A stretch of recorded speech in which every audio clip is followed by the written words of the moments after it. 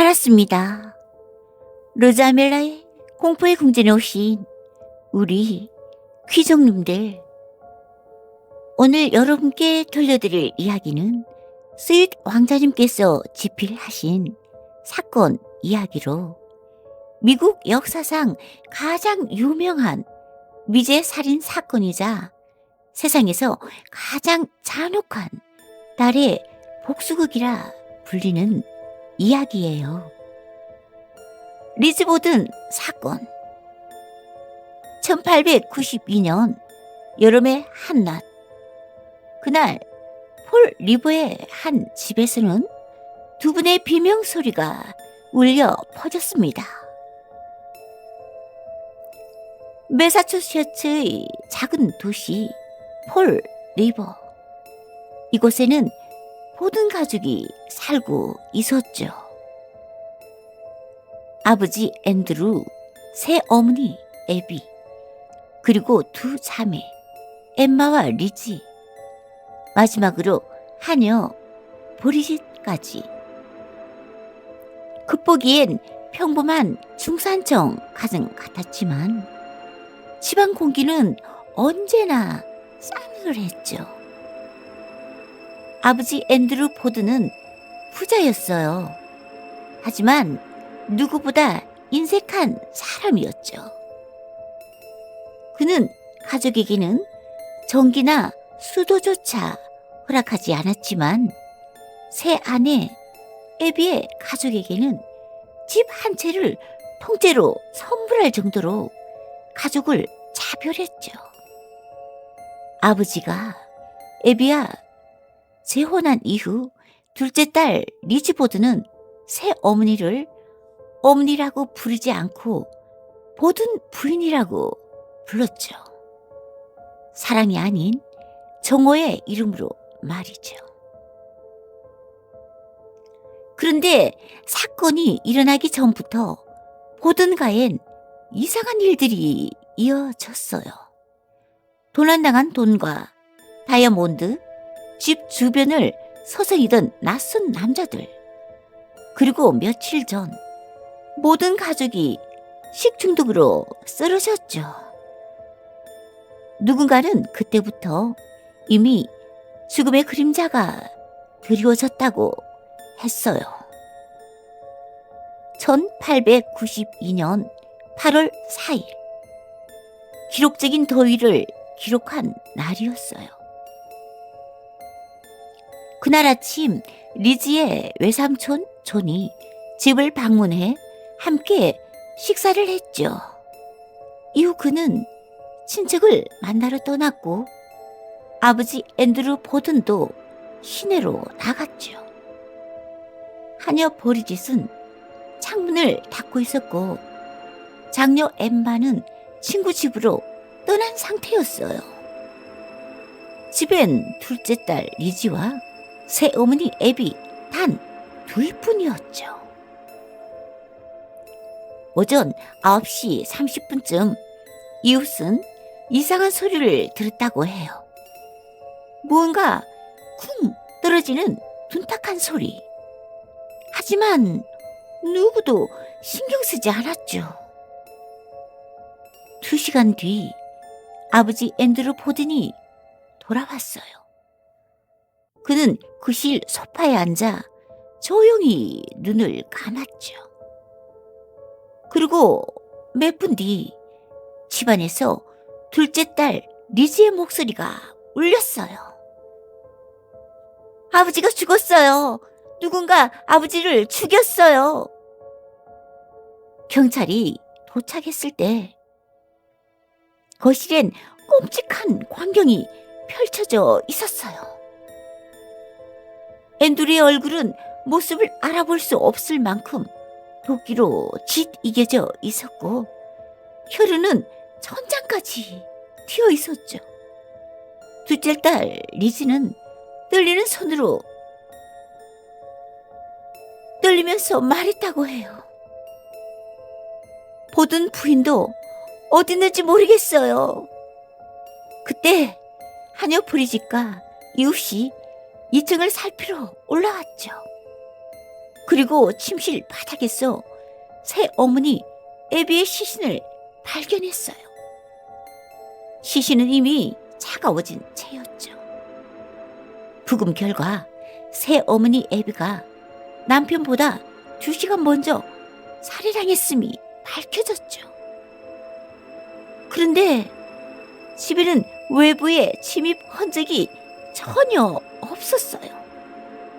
그렇다면 범인은 집안에 있던 사람 중 하나, 장녀 엠마는 집에 없었고 하녀 브리짓은 창문을 닫고 있었죠.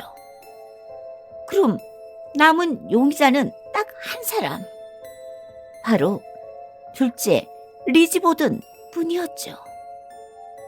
경찰 조사가 시작되었고 리즈는 경찰 진술에서 헛간에 갔다 왔다고 말했어요.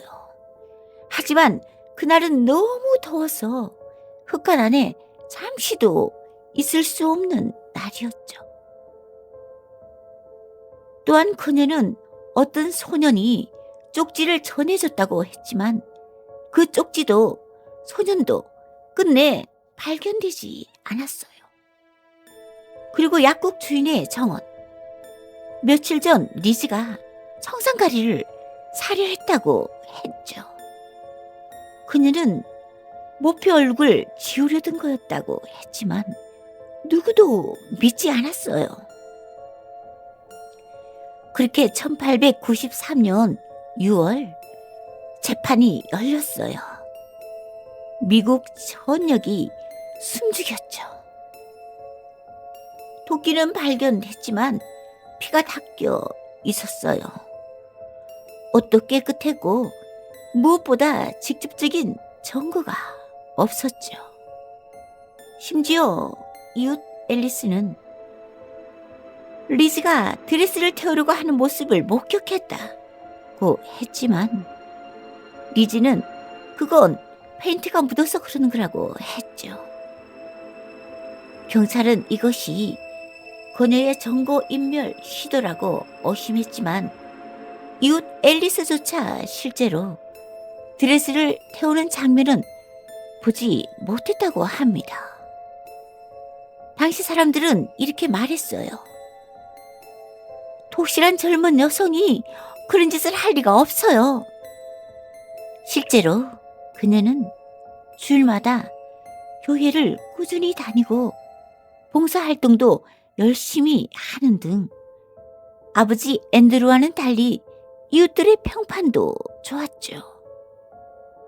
결국 1893년 6월 20일 리지 보드는 무죄 판결을 받고 말았습니다. 리지가 무죄로 풀려난 뒤 보든 자매는 어마어마한 재산을 상속받고 폴 리버의 부자 동네로 이사했다고 합니다. 리즈는 이름을 리즈 베스로 개명했지만 사람들은 여전히 살인사건을 기억했죠.